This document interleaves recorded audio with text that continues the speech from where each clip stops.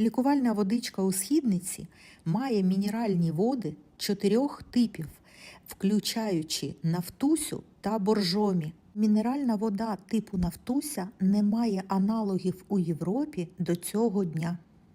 Водичку бажано вживати після консультації з лікарем. Перша консультація безкоштовна.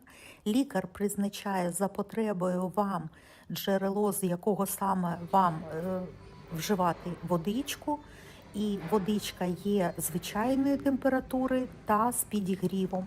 Водичка вживається тільки через трубочку, щоб не шкодити зубам.